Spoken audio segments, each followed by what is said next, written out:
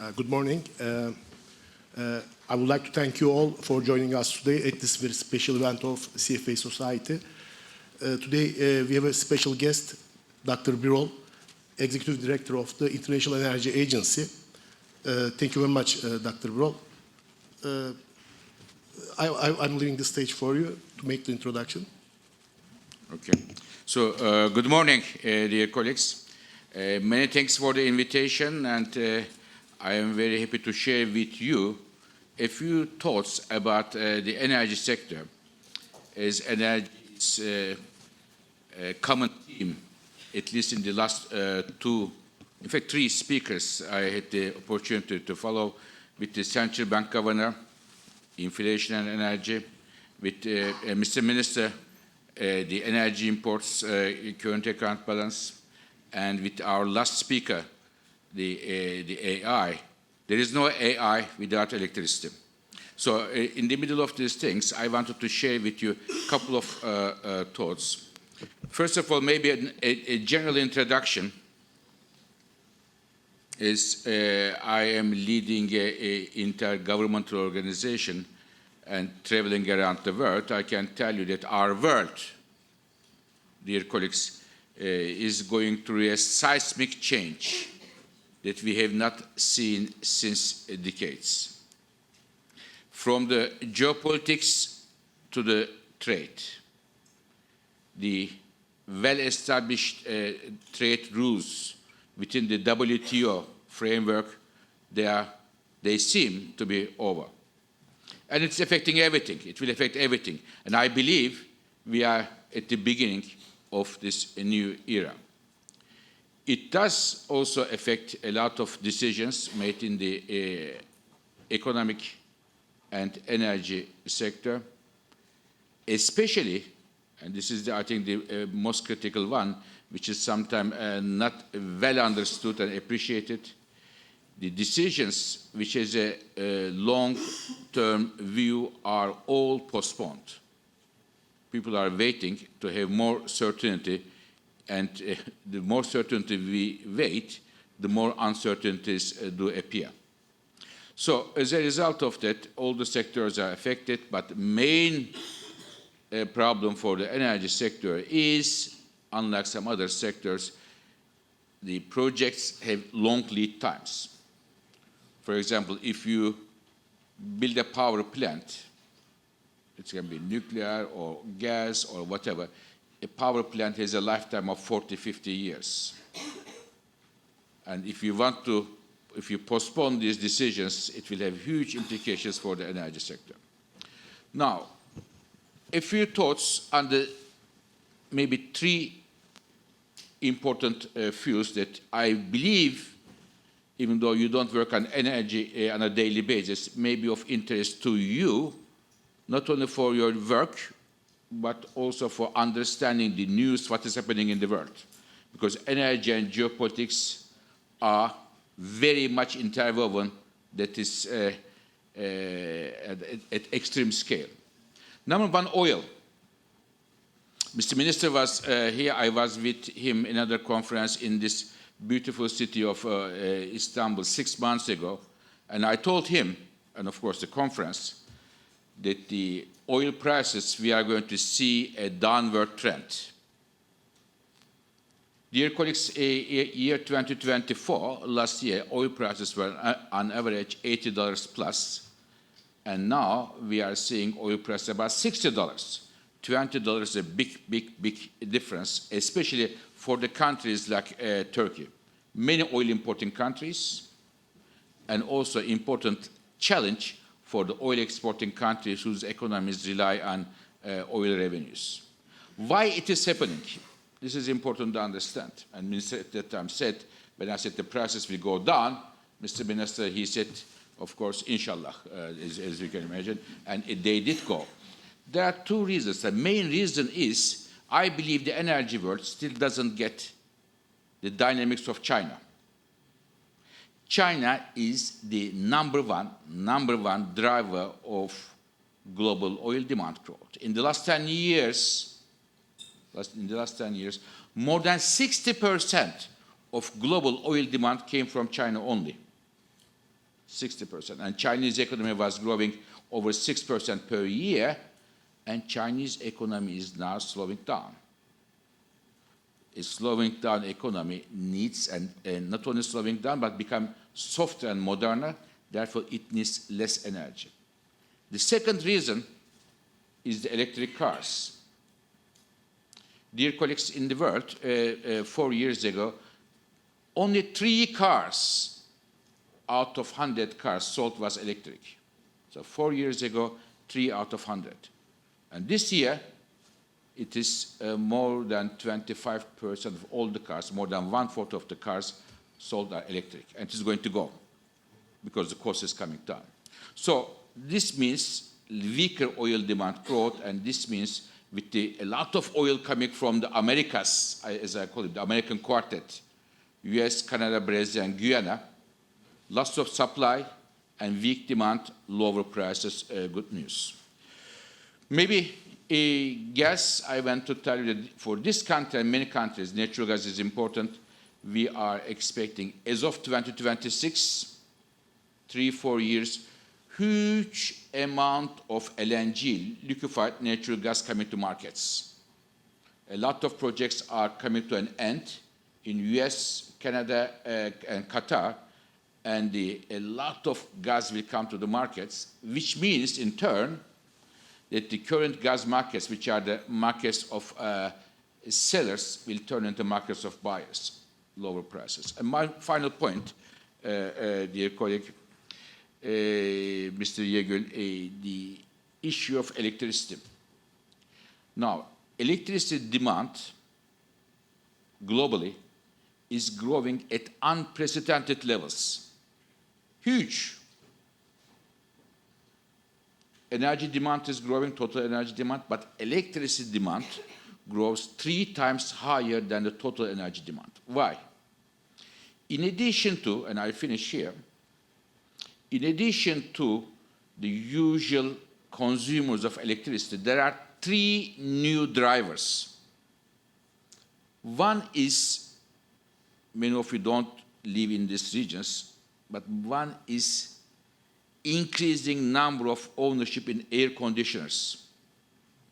Okay, in Asia, in Africa, in Middle East, in Latin America, with the increase in income levels, people, if they have a bit more money, they want to have a better life, and the quality of life increases with air conditioners. We know it in Turkey.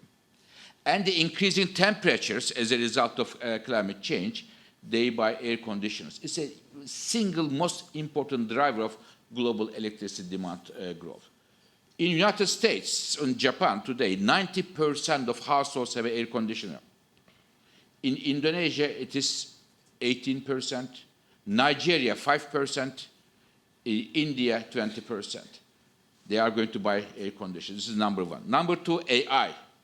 Our colleague talked about AI. I can tell you that I was in Dublin only a few weeks ago. I visited this with the President of the Republic of Ireland, and I can tell you that on one medium-sized data center consumes electricity as much as 100,000 households. So to repeat, one medium-sized data center consumes electricity as much as 100,000 households. This is the second driver, in addition to air conditioning. And third one is the, I can tell you, the third one is, of course, the electric cars. They are driving this. And Mr. Yegül, how are we meeting this demand growth from electricity? When we look at the numbers last year, of all power plants built in the world, 85% were renewables. Solar and wind, and 5% and nuclear, and the others are gas and coal. So more and more we see electricity demand is met with the renewables, not necessarily because of their environmental benefits, but basically because they are cheap. So this is more or less an overview of where we are in terms of the global markets. Thank you very much, Dr. Birol. As you mentioned, Minister Şimşek also mentioned about the energy transition in one of his Exactly. slides. And you are working closely with government institutions, government officials, and business leaders. So, from these collaborations, what key lessons have emerged, and what major challenges still remain ahead of us? So what we have learned is the following. We learned many things, and this, what we learn from one country, we share with the other countries our job, the sharing experiences. One is that the energy transition works well in the different parts of the economy. For example, for the transportation sector, as I mentioned, electric cars are going very strongly. Some countries are dragging their feet. They do. But I will tell you, the cost of this may be very high for the manufacturing of car industry. In Europe, car manufacturing industry, I think many colleagues are from Europe here, car manufacturing industry is 7% of the European GDP, a significant number. And if Europe is behind China, which seems it may well be, it's a big headache. So it worked very well in the mobility sector. Trucks, electric cars are coming. It also worked in the electricity generation part. As I said, more than 80% of all new power plants are now renewables today. What it didn't work is how we use energy in the industry sector. It's a big problem. And some countries forgot that the affordability implications of energy transition have to deal with in the best form in order to protect the poor or lower income level people. As if we don't take these measures, it provides fertile ground for the extreme political groupings and push back the energy transition. So I think energy transition is going well. The main driver is today not the climate change, but the prices are coming down, economic reasons, and the countries are preparing their economies for the next chapter of the industry. I would say that not many people are building coal plants. Not many people are making investment for the coal turbines, or not many people are looking at the technologies which said to belong to the past. The future is clean, modern technologies, and China has seen this. You may like it or not. Since 20 years, China is working on these technologies, and China is today the leader. The issue is how the rest of the world will compete with China in terms of batteries, in terms of the solar panels, windmills, or electric cars. Thank you very much. So we talked about renewables and clean energy, but I also would like to ask you about your opinion on oil markets. How do you think they will evolve in the upcoming years? Now, as I said, I believe oil markets we will see for the consumers. I think many colleagues are the consumers here, consumer countries, importing countries, a more comfortable market in terms of lower oil prices, moderate oil prices, as we have seen. As I said, last year we announced the word that 2025 we will see rather lower oil prices, which was just to the point. We were spot on. The reason is a lot of oil is coming, production, from the so-called non-OPEC countries. It is US, Canada, Brazil, Guyana, Kazakhstan, on the other side. Iraq is also being OPEC member, but they are also producing a lot of oil. And the demand is weak.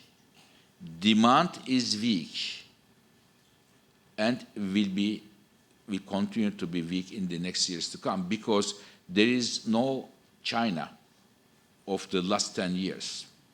People talk about India is going to fill China's void, but India's is 4 India makes 1 China in terms of oil demand. So there is a big gap, China and India. They are not comparable in terms of oil demand. So what I see is, Mr. Yegül, that unless we see some geopolitical events related to Russia sanctions, or what happens with Iran, we will see comfortable oil markets. Thank you very much. And again, in the presentation of Minister Şimşek, on one of the slides, he mentioned about the nuclear energy as one of the key topics between US and Turkish economic ties. So what do you think about the future of the nuclear energy? You had made a prediction 3 years ago that it will make a huge comeback, a strong comeback. So how do you see the yes, nuclear energy? You are right. 3 years ago, I'm there to make a comeback. That I dare to make a prediction or forecast or expectation that nuclear would come back. And I can tell you today, nuclear is back around the world. Around the world.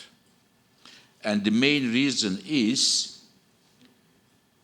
countries, especially after Russia's invasion of Ukraine, European countries and then slowly other countries understood that you need a lot of home-growing electricity.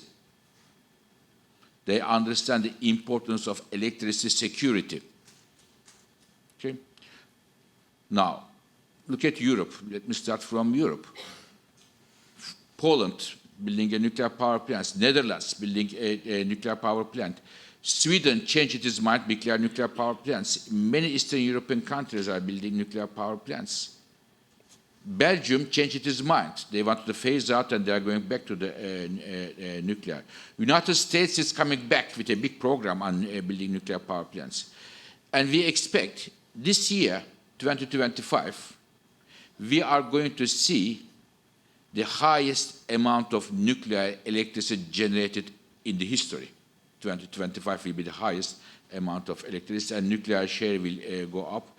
I live in Paris, in France. 75% of the electricity comes from nuclear power. And in France, we enjoy the almost zero emission electricity at very low prices of electricity.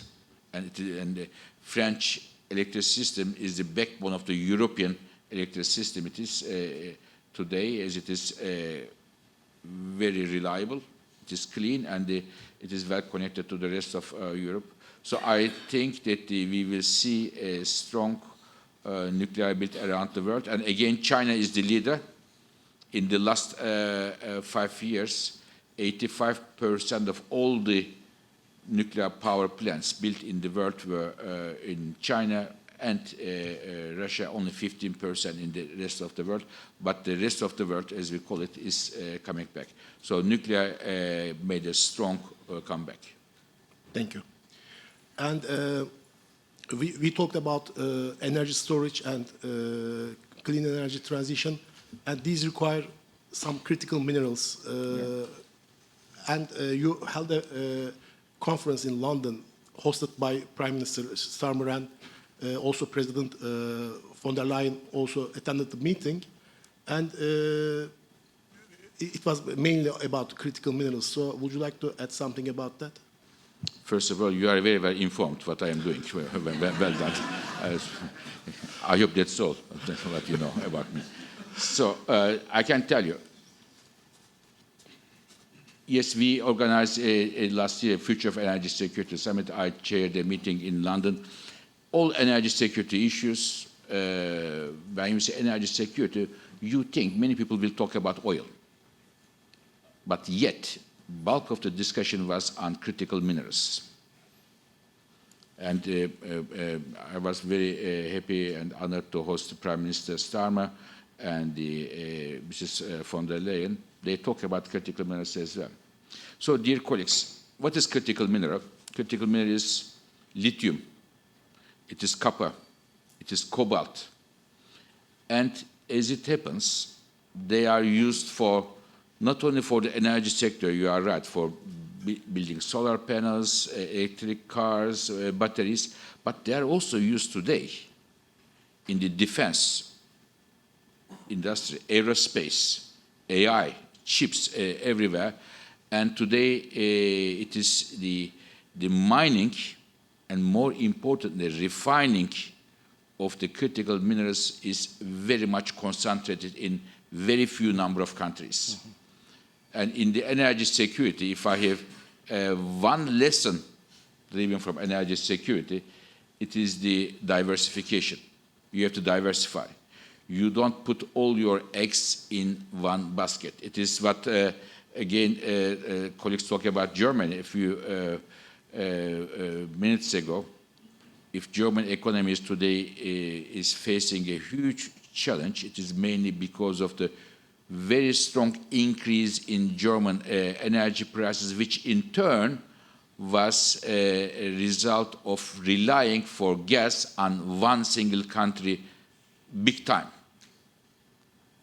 So you can like one country very much or not, very friendly today, may not be very friendly tomorrow, because energy partnerships are like Catholic marriages. You cannot divorce whenever you want. So therefore, you have to wait the time that you make the divorce. But there are lots of agreements, there are lots of restrictions there. And if something goes with that country, which was the case for Germany, Russia, prices went off the roof. So it is the reason you have to diversify. It is also applies to our country, Turkey. Mm-hmm. I hope we diversify as much as possible, not to get all energy sources from one or two countries. It is a basic rule. And in terms of critical minerals, again, today there is a huge concentration. One or two countries are having the entire supply chain in their hands. And there is now this conference we organized in London was a wake-up call for many countries to find ways, new measures, new incentives to diversify the critical minerals, because, as I said, they are not only for the energy sector, they are for the defense, they are for the chips, they are for robots, they are for pharmaceuticals and many other things. So diversification is the answer. Thank you very much. These were my questions. Do you have anything to add? Anything else to add? Does it have to be with the energy? Anything else? Anything. Okay. I came to Istanbul to, of course, attend your meeting, but I am very much looking forward to enjoy tomorrow my beloved football team Galatasaray's championship.